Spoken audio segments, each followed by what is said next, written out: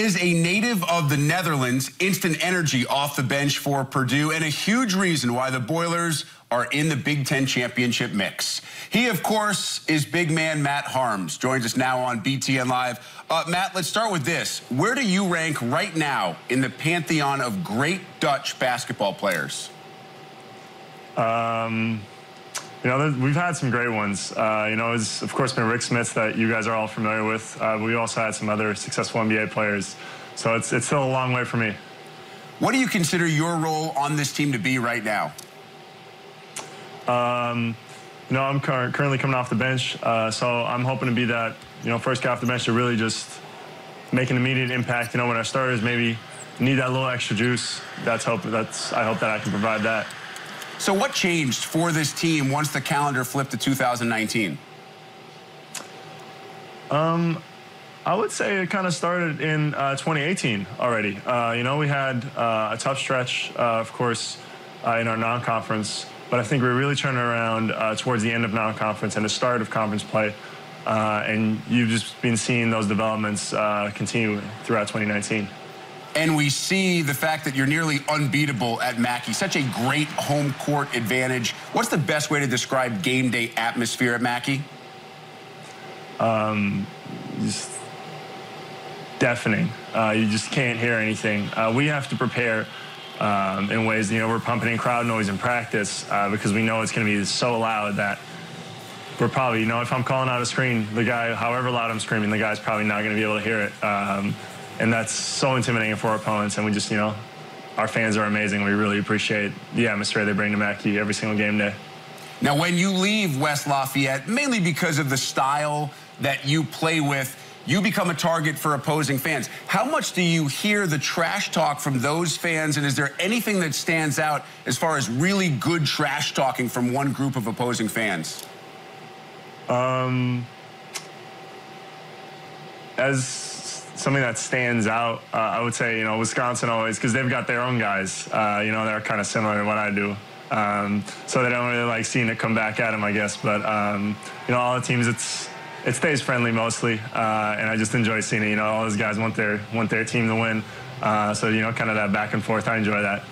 And I'm guessing you hear a lot about your hair, which literally has a life of its own, since it actually has its own Twitter page. Be honest with me now, how often have you visited at Matt Haarms Hair? I've checked it out a couple times. I really don't know who runs it. You know, I assume it's a student, but you know, props to them. They're doing a fun job with it. They're having a good time with it, and you know, I occasionally look at it. It seems pretty fun. Now, do you celebrate moments off the court the same way that you do on the court? For example, if you're headed to the bus and you get the box lunch that has the best cookie of all inside, I mean, are you fist pumping? Are you as excited about that kind of stuff as you are about what you do on the floor? Well, you know, our production team, we made a video of you know, me getting excited about some regular things. But, you know, in real life, I'm a lot more. You know, people are saying, oh, he jumps out of bed with excitement in the morning. You know, I have a tough time getting up for those 8:30s, for those 7:30s, just as everybody else. So, you know, it's more of a love of basketball that I'm trying to express out there. And it's not just, you know, getting on the bus is hype for me, but it's just really a love of basketball. All right, so I've seen the clip of your celebrations off the floor. Now we're going to take you on the floor. We're going to show you some of your own celebrations from this year. And I want you to give us a ranking. Let's go 1 through 10, 1 through 10 for those who don't speak Dutch. Now, if you decide to rate them in Dutch and you use any number other than 1 or 10, you're going to have to explain what it is. All right, here we go. We start this year and the win. This is after the victory over Maryland. What's the Matt Haarms rating on your celebration? That's a solid fist pump. That's a pretty solid fist pump. A little solid hype in midcourt. See the jump there. It looks pretty good. No one else is that excited. Aaron goes a little bit there. I'll give that a solid, you know, 7. All right. Pretty good. I respect that. You're a tough grader to start. Now, the second one is my favorite because it's a compilation of clips from the win against Minnesota. This one is an in-play celebration, but you actually get back into the play. And what a game as you battle back from a double-digit deficit. What's the Matt Haarms celebration rating? If you ask my coach, you'd probably give it a very low one there just because I wasn't in the play for a little bit.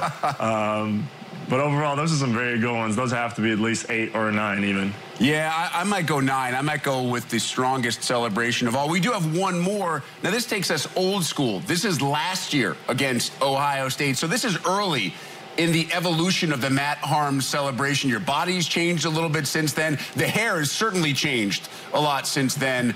What's the celebration rating? Oh, that's going everywhere.